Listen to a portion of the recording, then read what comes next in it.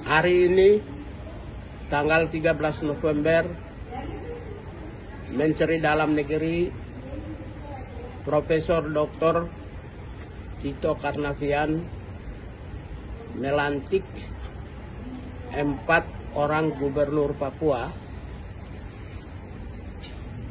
yaitu Gubernur Provinsi Papua Ridwan Rumasukun beragama Islam, Papua Barat Ali Baham beragama Islam, yang ketiga Papua Barat Daya Muhammad Musad beragama Islam, dan Papua Pegunungan Felix Wanggai beragama Islam.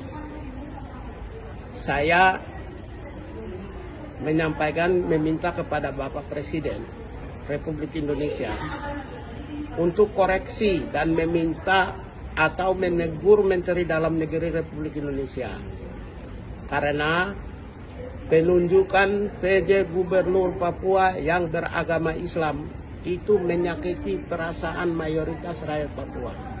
Ya. Saya pendukung Islam, tapi saya tidak bisa melihat sebuah ketidakadilan yang dilakukan oleh Menteri Dalam Negeri terhadap rakyat Papua. Ya.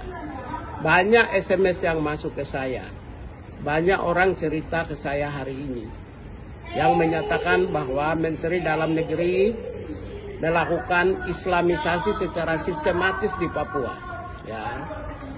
Oleh karena itu, ya, untuk mengantisipasi hal-hal yang tidak diinginkan, ya, ini warning ya, saya sebagai orang yang punya kredibilitas dan integritas menangani soal-soal bangsa ini, ya.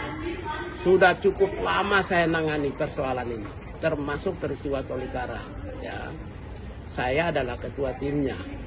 Karena itu saya meminta Bapak Presiden Joko Widodo menegur, mengingatkan agar supaya Menteri Dalam Negeri evaluasi, ya, mengganti mereka itu tidak ada masalah daripada kerusakan yang sistematis di Papua. Saya khawatir peristiwa seperti Tolikara muncul, kebencian terhadap antara agama itu muncul. Apalagi kita menghadapi pemilu, peristiwa-peristiwa pemilu besar, hajatan demokrasi besar. Tidak boleh dong lakukan suatu kebijakan yang mencederai perasaan. Harusnya sudah tahu di Papua ini adalah tanah Kristen. Itu tidak berarti saya tidak suka Islam. Saya pembela Islam, saya pembela keadilan. Tapi tidak boleh itu sesuatu yang mencederai perasaan rakyat Papua. Nah, oleh karena itu, saya meminta yang terhormat Bapak Insinyur Joko Widodo, Presiden Republik Indonesia, mengoreksi, mengganti semua dengan putra-putri Papua yang terbaik, yang memiliki kemampuan yang lebih unggul, yang punya karier yang bagus, dan memiliki standar kompetensi dan standar golongan yang memenuhi syarat.